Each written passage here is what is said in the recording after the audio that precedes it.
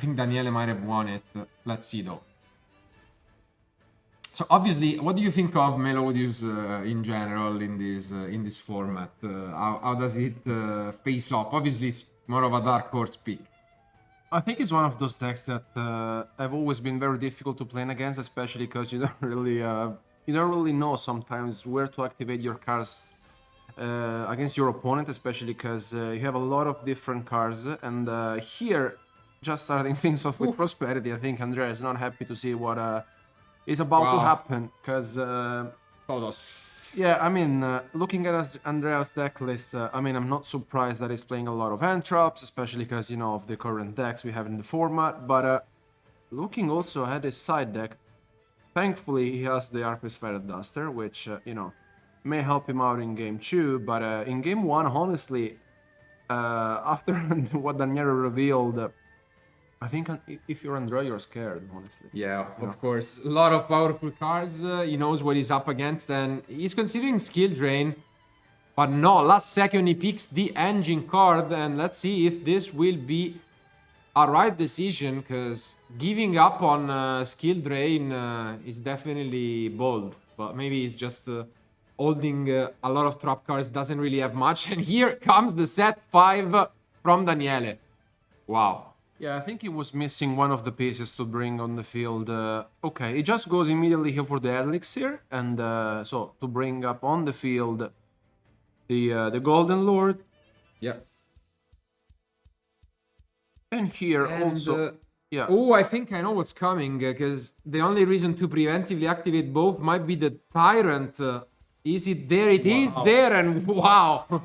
Yeah, you can see Andrea laughing, but yeah, I don't think he will be laughing much, because by tributing both, this is crazy. It's an even better skill drain, because effects also on the end cannot be activated. And what a start this is. Wow. I mean, yeah. Quite tough. He's gonna have to find a way to pilot this, but I mean, it's obviously one of the best starts of the deck, the first movement solo, but you need to maneuver through no effects on field or on end. It's gonna be difficult for Andrea. I think here the plan, if he finds his way, is just to put up on the field some big bodies and try to deal some damage. Not gonna be easy, honestly. I think we haven't seen this card in a while, and it's kind of peculiar that, I mean, of course, you really needed something like a very good hand, a very good start, but that's why I didn't pick up the skill drain at first. And here Andrea goes with the Pot of Desires, just trying and hoping to find something out of his deck. Yeah, battle of the pots at the moment. I guess you just try to play aggressively, but it's definitely an upfield battle. Also, for example, Andrea is playing an interesting tech card in the main deck, which is Book of Eclipse, which can work against skill drain, but unfortunately does not work against Tyrant, because you cannot even attempt to use the effect and then chain the Eclipse, for example. So it's a lot tougher, but he's just trying to play the aggressive and push as much damage as possible. Okay, one after the other here is just trying to put up on the field as much damage as possible. Yeah, and this is does work, because it's a continuous effect, and essentially they are all boosted by 1000, so this could be game. If there is no response from Daniele, this could be a way that Andrea just finds a way to punish him. And funnily enough, he drew 2 of the 2-offs he has in his deck, which are the Cannon and the Aria. Is this enough? The thing is this really it? Daniele doesn't have anything. Yeah, it does not, I think. He's just counting, but yeah, everything is boosted by 1000, so this is it. Wow. Wow. Oh, and yeah, spoiler alert, the border was already there, backed by 3 face downs. And yeah, yet another very oppressive card that can be quite annoying to deal with. And we start things off with the Ostinato this time. I mean, if you're Daniele, honestly, I'm thinking about game one. I think this is the opening that you really want to have. And here, the border as well, I think it makes the job. But I think Andrea, funnily enough, has one of those decks which can put up on the field a lot of big bodies as well with the fusions, and can be super annoying to deal with. But the judgment on the Ostinato. Wow. Okay. It's not once per turn, so if there is a second copy, this could be a quick one, but instead, we are gonna start things off with the couplet. Getting ahead. And here, I think what was also worth mentioning is that when you're up against a deck like Melodious and you may not be super familiar with it, maybe just activate some cards when you feel like it's the best spot to do that, right? Yeah. So, I mean, in general, I think the Ostinato is a very good card, but if you're not really sure where to activate your card, I think you just go with the Judgment, whatever that is, you know? And yeah, this is the Melodious Concerto, which quite a unique card, allowing a diffusion summon from your Pendulum Zone as well. And it's a great way to play, again, around this Inspector border. Oof, but Wow, okay. there is the, you know, the old trinity of really good spells with the first movement solo once again. And yeah, it's gonna be allowed. And the Book of Eclipse. Wow, we mentioned the detect card, Oh, and another Judgment. which prompts out another judgment, but this is not the greatest for Daniele regardless, because now we access the fusion thanks to the Concerto, and so essentially there is only one face down protecting us, which can be tricky. I think also it was very brave from Andrea to kept Eclipse in the deck, right? Because being against good Eldlich, read. yeah, I mean, yeah, I think it's one of those cards that goes out regardless. But on one hand, maybe there were other cards that he wanted to side out, and yeah, here, I mean, the thing is that Daniele is at 2,000 life points, so let's see if he can seal the deal. And here, as mentioned, comes the Concerto. Is it a third solemn? Oh, wow, there is a third solemn judgment. Is incredible. Oh, wow. What a start from Daniele. Down to 1,000 life point, but maybe can get there. And yeah, Andrea passes the turn.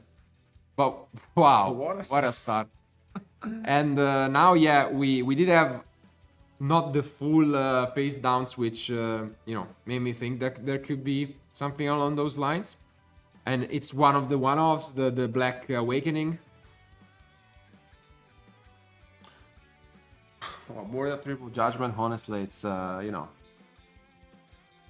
quite something, but let's see if Andrea later can really try to find his way to seal this 1,000 damage. And here he's just trying, you know, to explain to his opponent the Awakening's effect.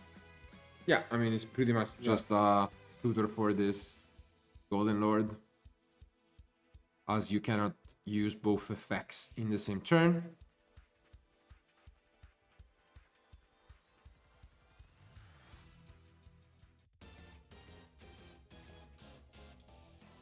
It's nothing really to be worried about. And so Daniele is just down to a single card. And as you can see, just turns these border to defense, as the area protects from destruction as well.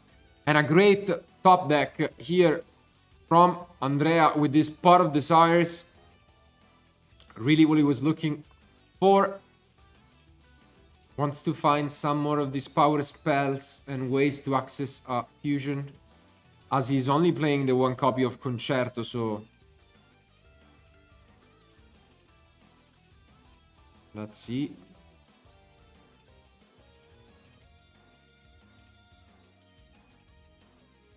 Looking at these extra deck options, I think he has 4 cards in hand. But no, just turns to defense and gonna play slowly. Here it can be difficult for Andrea, because now he can manage the Awakening, and he can set from the deck. It looks as if maybe with like the thing is he has 4 cards in hand, so I'm very surprised that he didn't have anything going on. Yeah, now he gets to set a golden land. This time is pretty much the one that destroys a face-up card.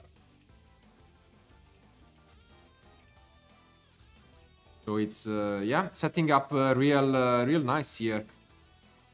Could just use it to push a lot of damage. We can expect the face down to be another border, as you cannot normal summon it when you control a monster. So he's just preparing to push so much damage next turn. So it's the most important draw at the moment from Andrea. Let's see what he drew into. Quite tough. Yeah, he's looking over his extra deck options. Maybe. The thing is, yeah, I was thinking Baguska could be an interesting one. But He's forced to activate another desire. Wow. Yeah, desperate means desperate measures. He knows that there is a lot of damage coming its way. And he needs a miracle here, though. Because Melodious is one of those decks that has a lot of free offs that also has quite a few important one-offs. And if you get rid of them, it can get tricky. So 20 cards down are a menace for Andrea.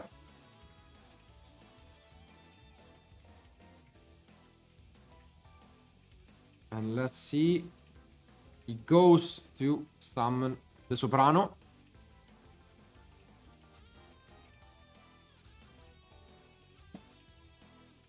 I guess maybe this Baguska. I don't know if he's playing.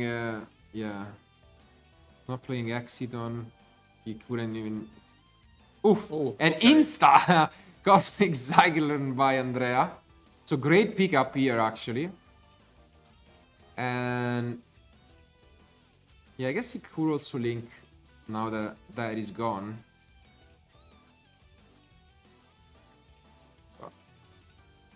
Yeah, Yeah.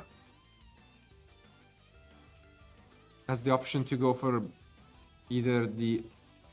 Oh, it goes for the leash. Okay. So he has a plan.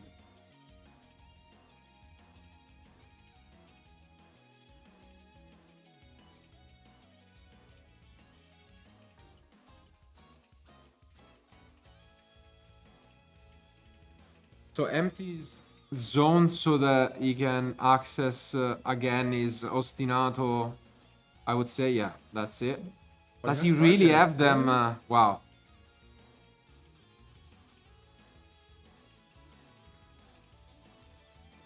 He does have targets in the deck still. So, wow. At least one, and yeah, one from the end. With 2 cards left in the deck, it seems more than enough. And finally accessing the first fusion of the match, which is this Schuberta. And now he's the one controlling the biggest monster on the field.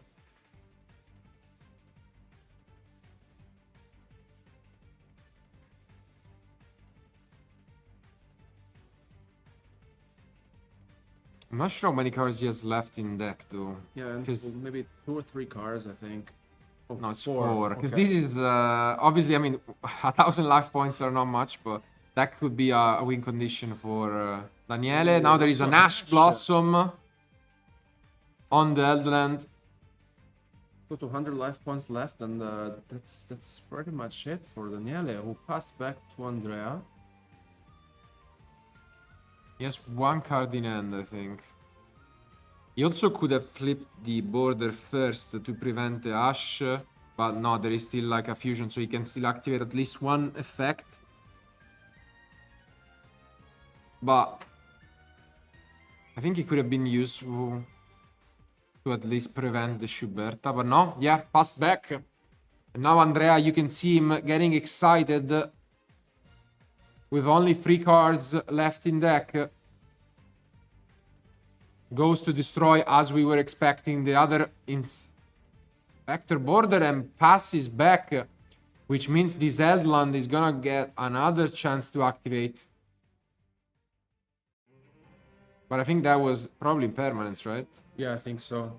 No, especially because like Daniel is now with 200 life points remaining, so Yeah, and goes to destroy the Schuberta, which is chained to banish essentially most of its graveyard.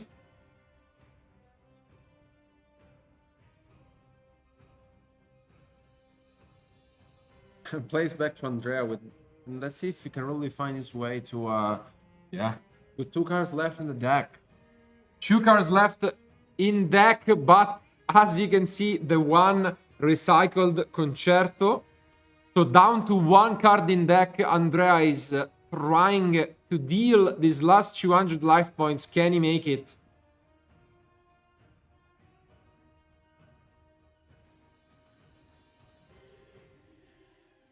He goes to activate it, so he does have enough.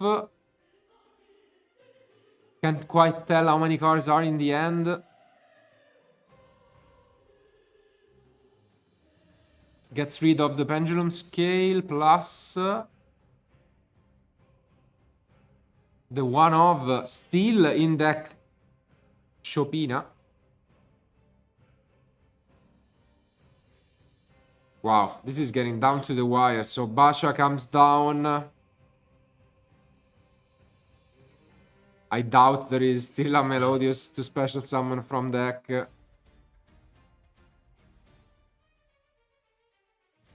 Attributed summoned, right?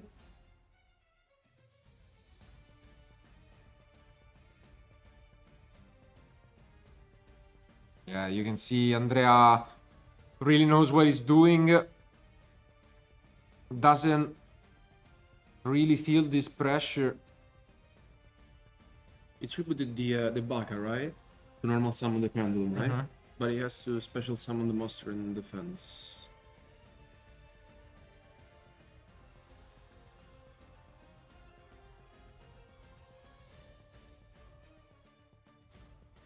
Yeah, it's gonna use it regardless to fusion summon. At least it's, yeah, as you can see here.